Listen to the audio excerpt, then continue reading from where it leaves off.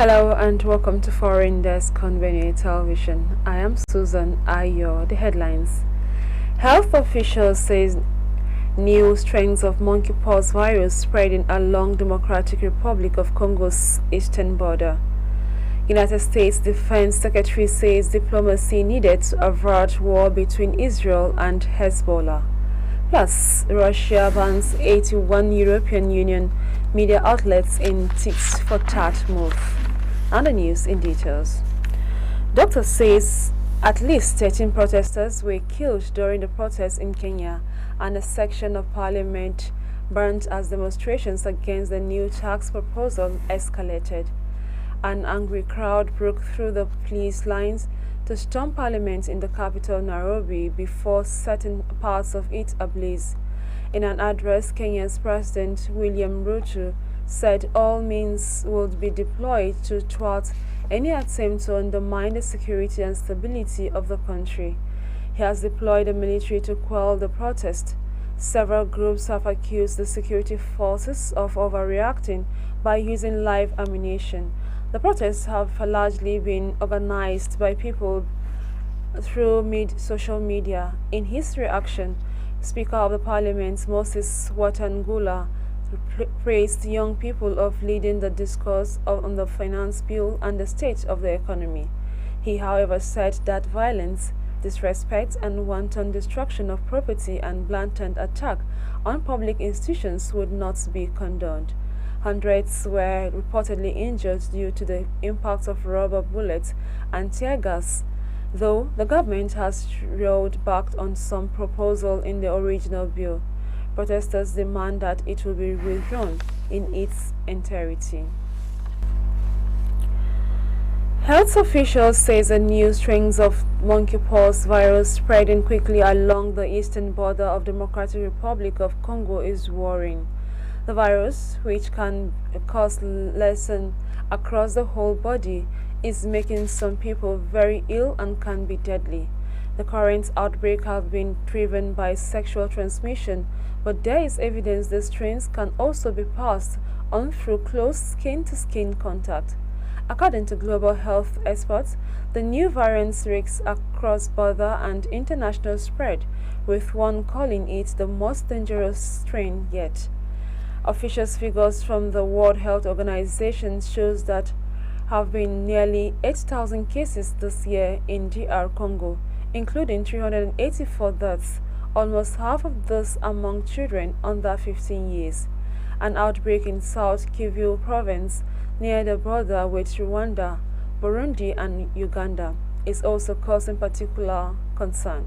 Laboratory testing of virus samples from the area recently found the new monkeypox strains, which contains mutations and that appear to help it circulate among humans. The new strains have been detected in several cities along the border, including Goma, which border Rwanda. The World Health Organization said it is represented a renewed risk of cross-border and international spread, which may potentially lead to increased risks of severe illness. India's governing Bharatiya Janata Party (BJP) has secured the position of a Speaker of the lower house of the country's parliament. The Speaker, Om Birla, from Prime Minister Narendra Modi's BJP, was re-elected as Lok Sabha Speaker in the voice vote. His defeat of Kedu Kumnil Suresh from the opposition Congress Party marked a notable success for Modi in the first biggest test of his third term after contentious election detented this political power.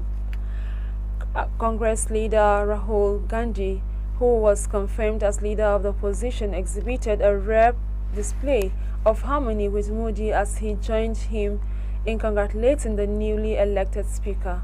According to analysts, the Speaker of the lower house is usually a politician from the biggest party and elected through consensus between parties. After securing 2-year term with strong majorities, Modi's Hindu nationalist BJP secured just 240 of the 543 seats in the lower house, well short of the majority. the forced Modi into tough negotiation with several smaller parties in order to form a government under the National Democratic Alliance (NDA) banner. Recall that Modi was sworn in for a third term in June 9th, and winning the battle for the Speaker strengthens his position. Birla will preside over an entity that is critical to passing laws. The opposition reportedly tried to secure the position of Deputy Speaker in return for supporting Birla, but the BJP refused to budge. The Deputy Speaker's post, traditional given to an opposition politician, was vacant in the previous Lok Sabha due to strong majority governed by Modi's party. South Korea's Joint Chief of Staff (JCS) says North Korea might have launched hypersonic missiles as intelligence agencies investigated a ballistic missile test that failed on Wednesday. Japan also detected the launch with the Ministry of Defense, saying the weapon reached an altitude of about 100 kilometers and flew east for more than 200 kilometers. A JCS official told newsmen that there appeared to be more smoke than during the previous launches, raising the possibility of combustion issues.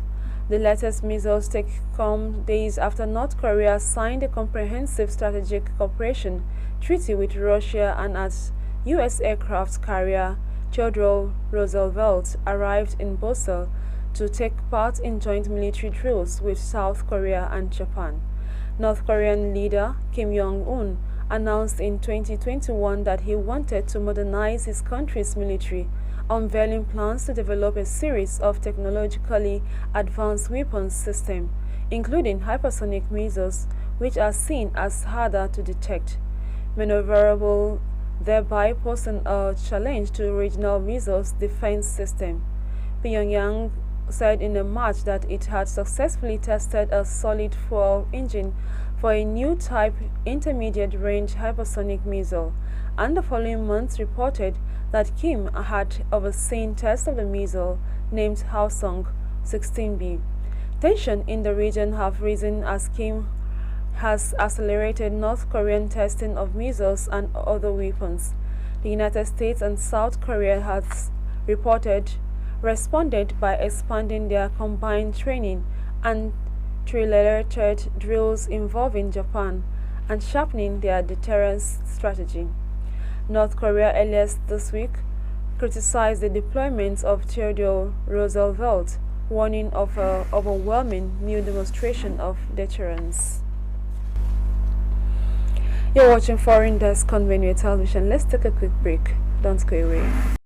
Benue Fashion Show Season 3 is here. It's that time of the year for fashion designers, entrepreneurs, and fashion enthusiasts to shine. This year, sale of forms for the competition begins from 15th April to 30th June 2024. Pick a form at Benue Television, located at Special Duties Wing, Government House, Makudi.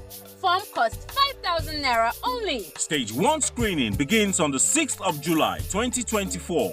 Great prizes await you. The first prize, 1 million Naira.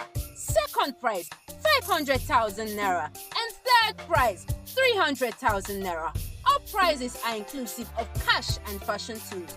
Also, consolation prizes and gift items. For sponsorship, partnership and inquiries, please call Benue TV Marketing on 0906 188 9838 or 0703 794 5569. Benue Fashion Show, embracing fusion fashion.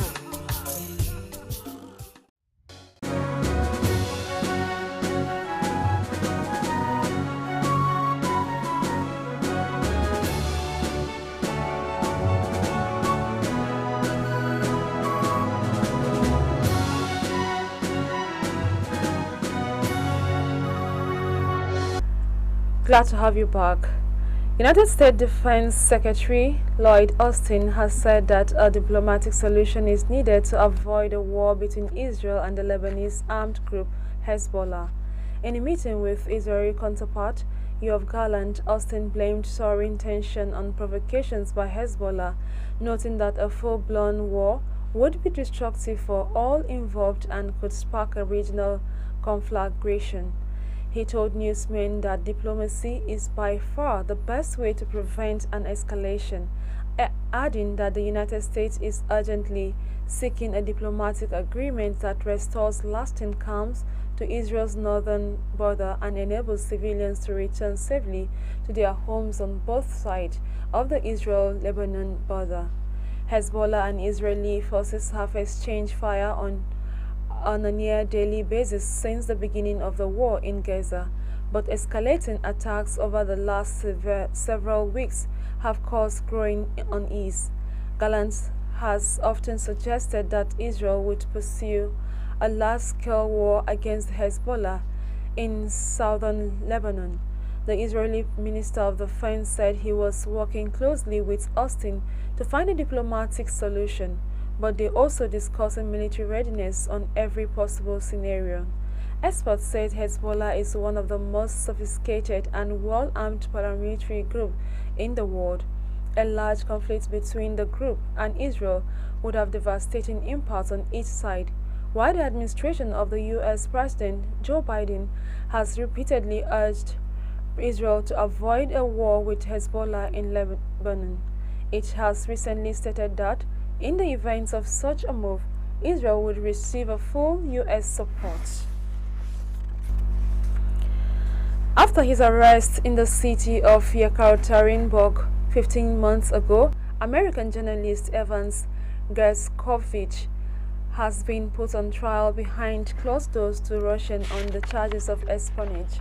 The 32-year-old Wall Street Journal reporter appeared to a glass cage in the Yekaterinburg courtroom on Wednesday, with his head shaven clean and wearing a black and blue plaid shirt.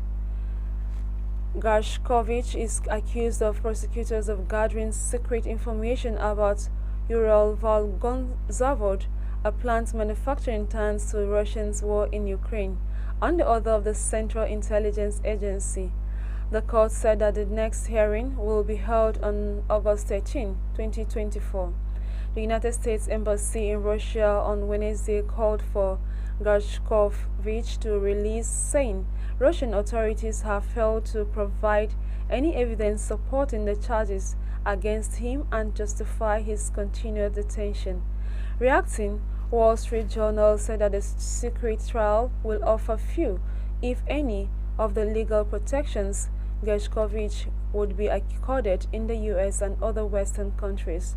The reporter, his employer, and the United States government deny the allegations, saying he was just doing his job, with accreditation from Russia's Ministry of Foreign Affairs. The American-born son of immigrants from the Soviet Union, Gershkovich is the first Western journalist to be arrested on espionage charges in past Soviet Russia. He convicted the Gershkovich faces a sentence of up to 20 years in prison. Russia has banned 81 media outlets from European Union countries in response to broadcast bans imposed on several Russian state media outlets by Brussels last month.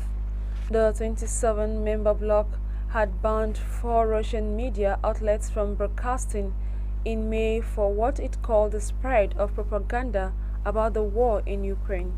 The Russian Ministry of Foreign Affairs said that it is blocking access to the outlets that are disseminating that is called false information about progress of Russian invasion of Ukraine.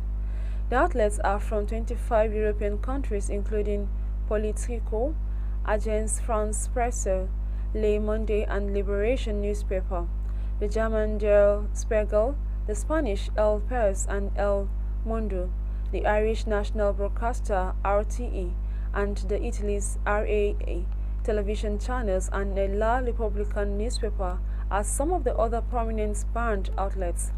Moscow said that it is open to rescinding its ban on the outlets if restrictions of Russian media are lifted. Last month, the EU branded Voice of Europe, the RIA Agency, and the Investia and Rossiyskaya Gazeta newspaper are Kremlin-linked propaganda networks and tripled of their broadcasting rights in the bloc. Speaker of the State Duma lower house of parliament, Vyacheslav Volodin, said that the EU have thus shown that the West refuses to accept any alternative point of view and does not tolerate freedom of speech despite appearing to champion it publicly.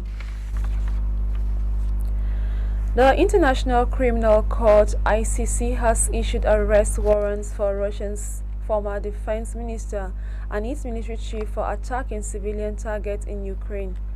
The Hague-based court said in a statement that warrants were issued because judges considered that there were reasonable grounds to believe that the men were responsible for missile strike carried out by Russian armed forces against Ukrainian electricity infrastructure from October 10, 2022 to at least March 9, 2023. The ICC accused former Defense Minister Sergei Shoigu and General Valery Gerasimov of war crimes and crimes against humanity. Russia has repeatedly said Ukraine's energy infrastructure is a legitimate military target and denies targeting civilians or civilian infrastructure. Last year, the court also issued a warrant for Russian President Vladimir Putin, accusing him of personal responsibility for the abduction of children from Ukraine. In March this year, the court issued arrest warrants for two high-ranking Russian military officers on charges linked to attacks on civilian infrastructure in Ukraine. The judges said happened pursuant to a state policy. Russia is not a member of the court, does not recognize its jurisdiction, and refuses to hand over suspects. We'll take more news after this break. Don't go away.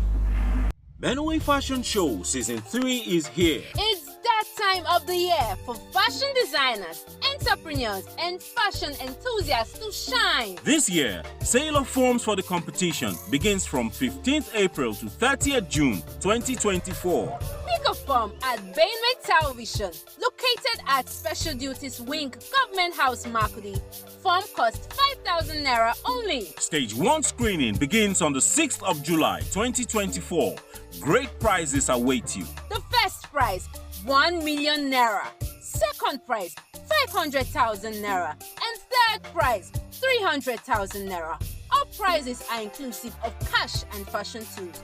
Also, consolation prizes and gift items. For sponsorship, partnership, and inquiries, please call Benway TV Marketing on 0906 188 9838 or 0703 794 5569. Benway Fashion Show, embracing fusion fashion.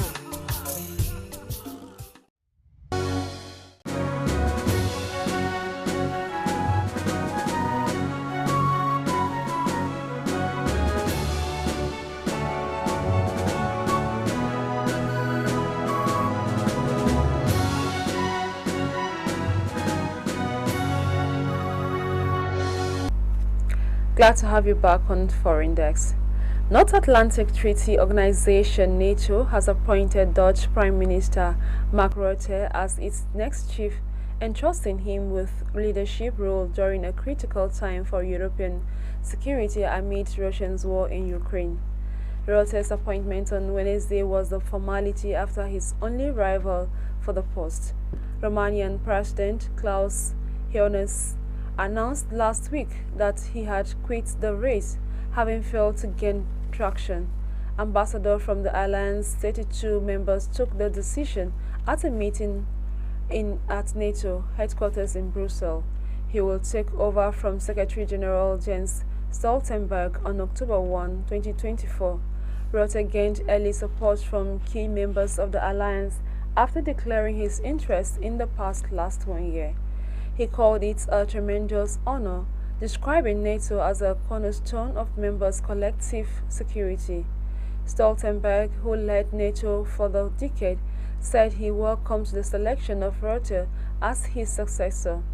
The former Norwegian Prime Minister took over the alliance leadership in 2024, few months after Russia annexed Ukraine's Crimean Peninsula.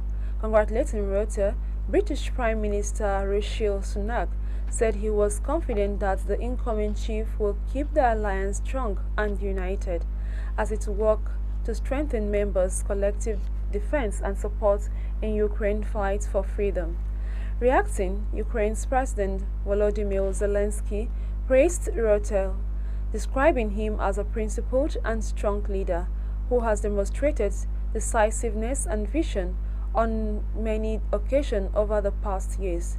According to security experts, Rutte will face the challenge of sustaining allies' support for Ukraine's fight against Russia's invasion while guarding against NATO being drawn directly into a war with Moscow. He will also have a contend with the possibility of NATO's skeptic former United States President Donald Trump returning to the White House after November's election. Trump's possible return has unnerved NATO leadership as Republicans had called into question the U.S. willingness to support other members of the alliance if they were attacked. Norwegian pension fund KLP has devastated its stake for $70 in United States industrial group Caterpillar due to allegations that its equipment is being used to violate human rights in Palestine. Norway's largest private pensions manager said in a statement on Wednesday that the manufacturer of bulldozers and the other heavy machinery could be contributing to human rights abuses and violation of international law in the West Bank and Gaza.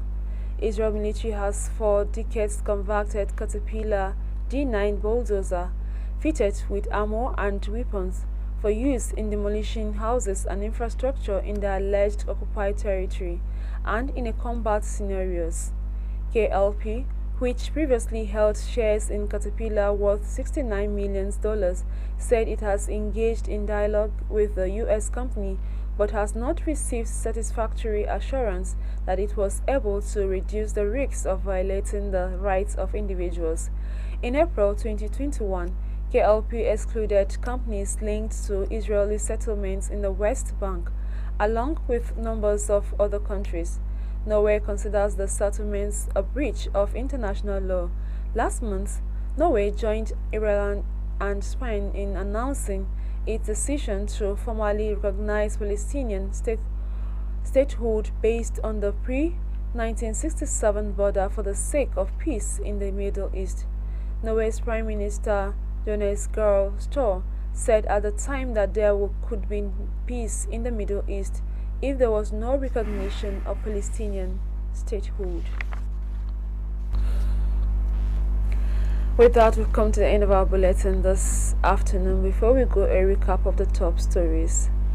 Health officials have said new strain of monkeypox virus spreading along Democratic Republic of Congo's eastern border.